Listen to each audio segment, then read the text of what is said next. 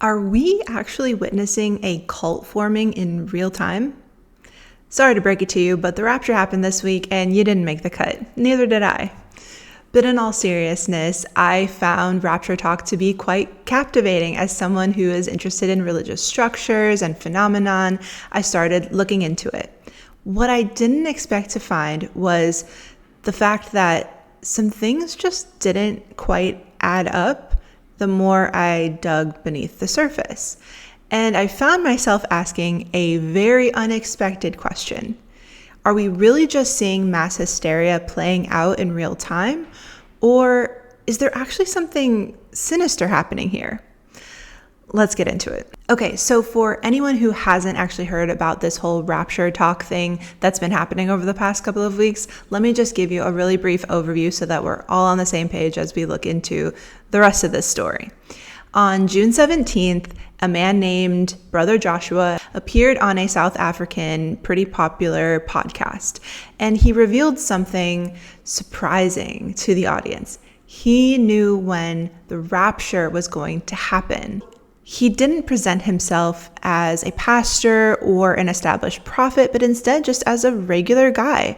A guy who had seen this, not a vision, but like the real God appearing to him in 2018. And God, in this appearance, showed him how biblical clues tied in with the founding of Israel in 1948, and through numerology, landed on one specific time, the Feast of Trumpets, which is an event that happens during Rosh Hashanah, as the window for the rapture. Through this conversation, Joshua essentially asserts that God told him firsthand that the rapture is going to happen September 23rd or September 24th during the Feast of Trumpets during Rosh Hashanah. Essentially, this one video that didn't go insanely viral on its own ended up being spread and mutated into what we now know as RaptureTok.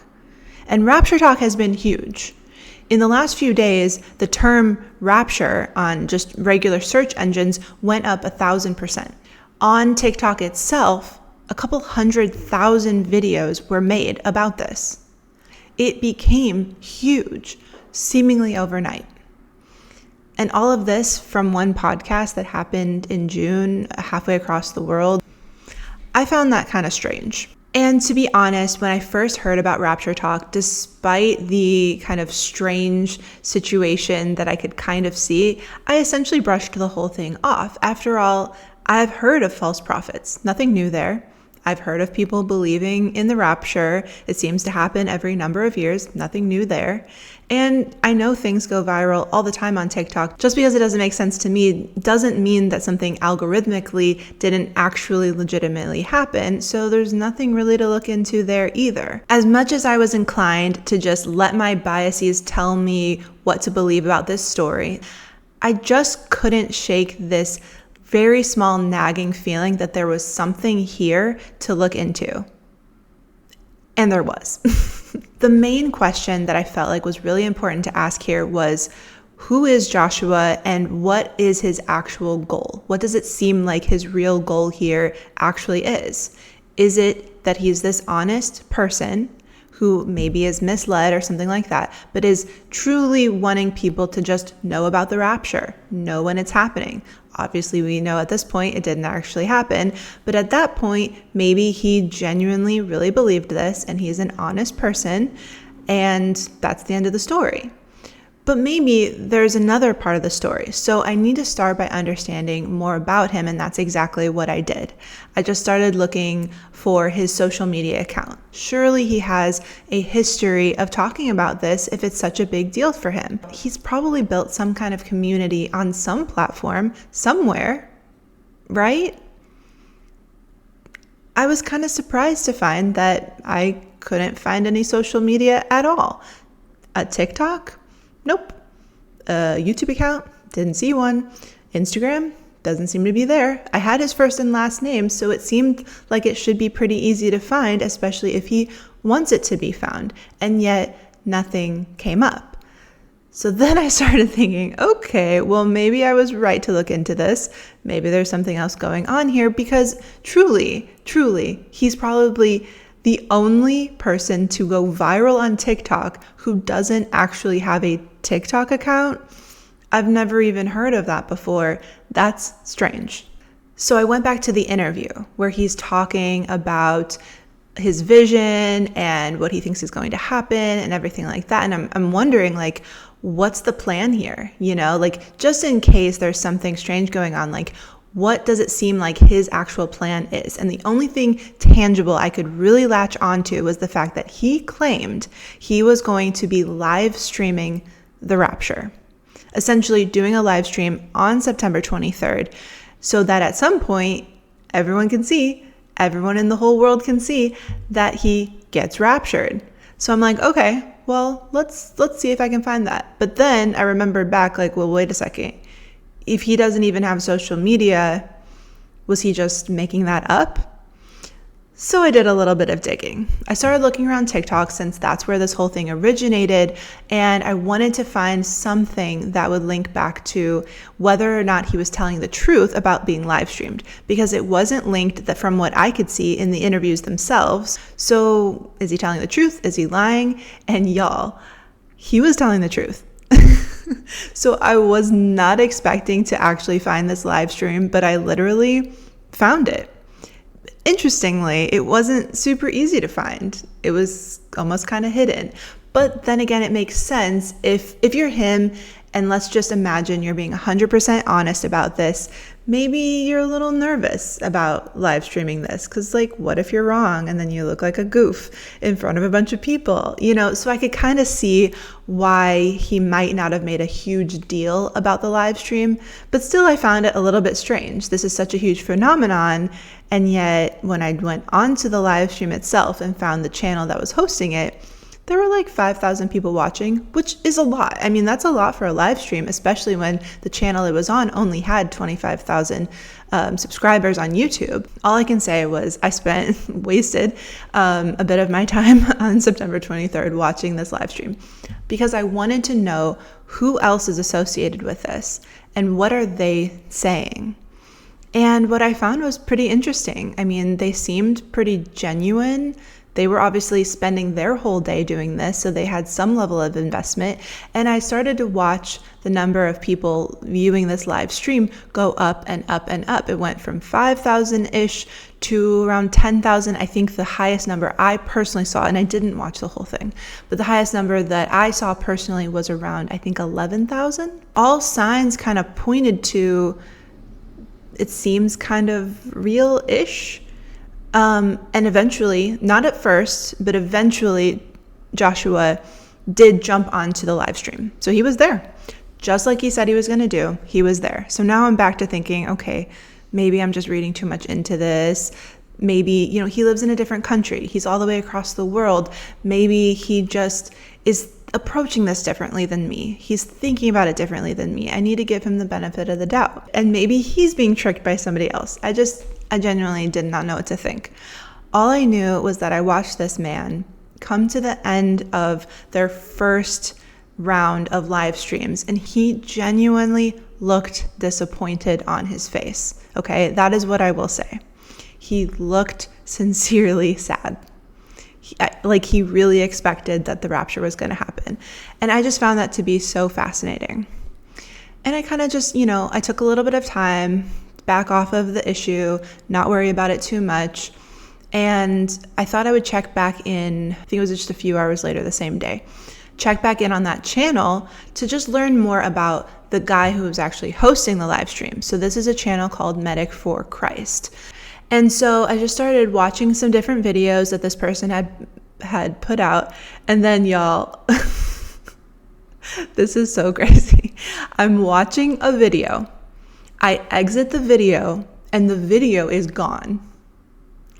I go back to the homepage of the channel and all their videos are gone. I had briefly started looking through. They had been making videos for, it looked like around a year or so, pretty actively, maybe like 18 months. But genuinely, I'm so annoyed because I hadn't gotten to the bottom of everything surrounding this channel yet. And then it's just gone. It's gone. So now I'm back into okay, something nefarious is allegedly happening here. Like, I need to know what it is. So I go on the Wayback Machine, and here's a couple screenshots of some of the videos that he had on his channel. And I happened to take a screenshot of his homepage before he deleted the videos, and I believe it was 109 total videos that he had at one point made. And they're all gone except for one video that has nothing to do with the rapture. And y'all, like I'm saying, he had a video at least a year ago specifically talking about believing the rapture was coming. So like, he's been talking about this for a long time. But then on the other hand, if I had hosted a live stream that I genuinely thought was going to end by me ascending into heaven, I might be a little embarrassed, you know?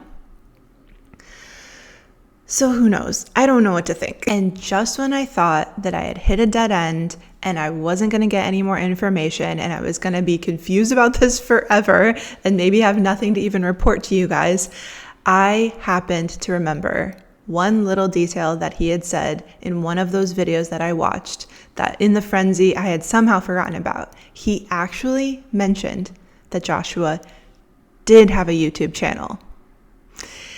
Okay. So then I was like, okay, all right, I'm going to go on Joshua's YouTube channel and see what's there. There has to be an answer. There has to be an answer here somewhere. So I find the channel, and right away, it's not surprising why I wasn't able to find it initially. Because y'all, the channel is called Exodus 2025, and his face does not appear on this channel. So essentially, this channel feels like almost like a ghost account, but it was pointed out. You know, so it wasn't like it was completely being hidden. It's just very unclear that it's him. But what I found more interesting than that was what he actually chose to post. So again, I want you to get into the mindset of you genuinely, no matter how misguided you are, you genuinely believe the rapture is coming. From 2018, mind you, because that's the whole story. From 2018 is when God showed up and told him. First of all, the first video is posted June of 2024, so just over a year ago. Okay. Second of all, it's not this clear thing coming from a person. Like I said, his face is not on the channel. I mean, he has a nice looking face. He obviously showed his face on the podcast, so it's not like there's some other reason why he wouldn't show his face. It almost just kind of seems intentional. So let me walk you through all the shorts that he posted. I'm not going to play them all. I'm just going to show you screenshots of the date, but then you can also see the description. I'm going to go through them quickly because I'm not going to take forever on this, but you can slow down and go back if you want to actually look a little bit closer into these screenshots to see what they're actually saying. June 10th, 2024. Then we have June 10th, June 14th, June 23rd, June 24th, July 1st, July 24th, July 24th, July 24th, July 24th, July 24th, July 24th, July 27th, July 28th, July 29th, July 30th, August 2nd, August 2nd, August 8th, August 12th, August 23rd, August 26th, August 29th, September 9th, September 25th, October 4th, October 13th, and then we have May 12th, 2025. May 12th, May 12th, May 12th, May 12th, June 27th, June 28th, June 28th, August 9th. So what does this show us? Well, first of all, his message is consistent. If you go back and you look at all those screenshots, or actually go to his account, he hasn't taken any of these posts down. He's saying the same thing right from the beginning.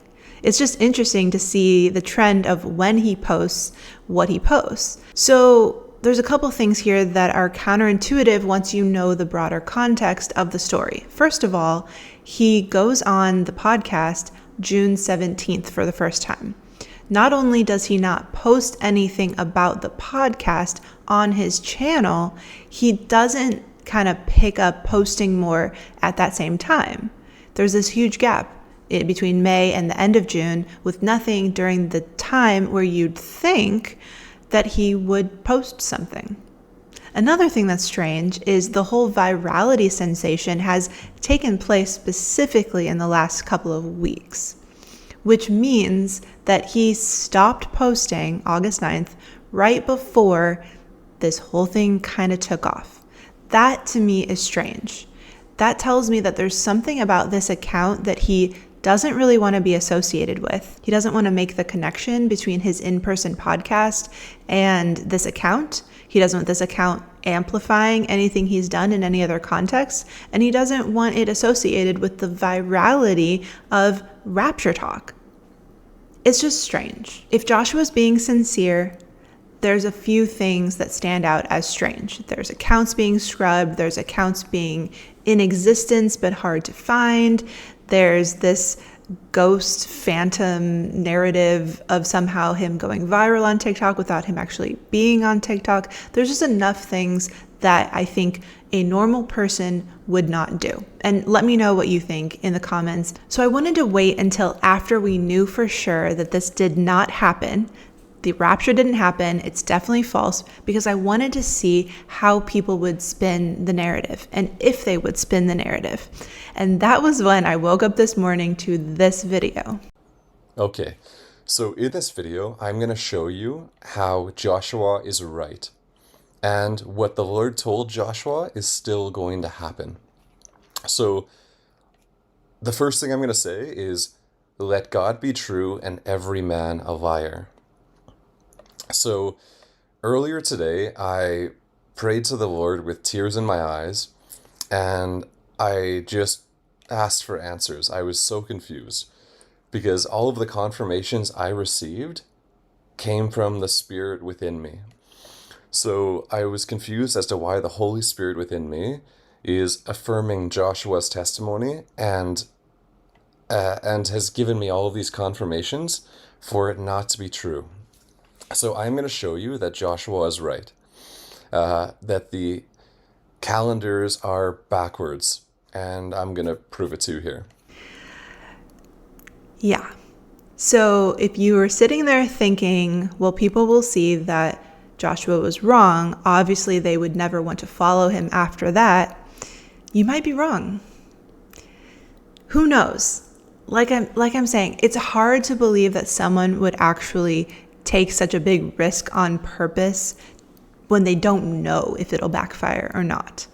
Because these people seem to be coming to this conclusion on their own. You know, this person who posted the video, he had a lot of comments of people essentially agreeing with his sentiment that Joshua isn't really wrong. He just got some minor detail off, but we're going to keep on this journey. And that's the thing I find to be truly fascinating, which points me to the possibility of a cult forming beneath our noses right now in real time within this group. But here's what I will say. In my reflection of this entire journey I've gone over in the last couple of days, something keeps coming back to my mind. And it is this. Despite the fact that I have found some very fascinating pieces of evidence that there's something more to this story, although I don't have any clue what it is, I almost missed it all. And I almost missed it all because of my own biases. I'm starting to get really sensitive to all the ways that my own biases could potentially manipulate me. In this case, I saw two waves of biases tell the story for everyone, including me, until I somehow got out of that mindset and started digging a little bit deeper. Here's the first wave. So you have the believers. They're primed to believe in the rapture. They're primed to be looking for some mysterious clue that's going to fill in the gaps of what they were missing. Then comes Joshua. Instead of stopping in their tracks and researching this guy and saying, hold on a second, is he for real? Is he legit? Before I start believing, they just kind of go with it. But that's just wave number one of your biases telling you what the story is. Because then there's wave number two, which is the skeptics. All of us onlookers starting to become aware of this viral trend. And I have to be honest, I didn't stop and immediately think, what's going on here? My first thoughts were, like I said at the beginning, virality, check, that's normal. False prophet, check, that's normal, even though it shouldn't be. Gullible Christians, check, that's normal. Nothing to see here. And as I was reading news articles and starting to see people make commentary around the rapture, I didn't notice any of them questioning any of these things. And I think it comes down to the fact that our biases all too often tell us what stories to follow and which ones we already know the ending to. And when you think you already know the end of a story, you don't even read the book. You literally judge it by its cover. And I just find it fascinating that in our very polarized world, we always hear these crazy stories, but then we think we know why they're crazy, why something crazy would be happening. But do we always? Because if we took the time to dig beneath the surface, we might, in some cases, find that there is actually a bad faith actor manipulating all of us on the basis of knowing that we let our biases tell us what the story is and flying under the radar to enact some kind of plot, whatever their goal is. It just makes me worry that, let's just say there's another situation where there's more clear evidence of something nefarious going on. Would we just miss it? In the case of Joshua and RaptureTok, I'm going to continue to follow this case because there's actually new information that's going to be coming out really soon. So Friday, September 26th, supposedly Joshua is going to be going back onto that Send Twins podcast where he first started his public-facing journey. I'm interested to see the story that he spins. I'm curious to know if you'll tune in yourself so that you can see for yourself what you think. And I'm really curious where we will end up thinking this story is actually going when we put our biases down and dig a little deeper. Don't forget to stay curious, everybody, and happy Rapture.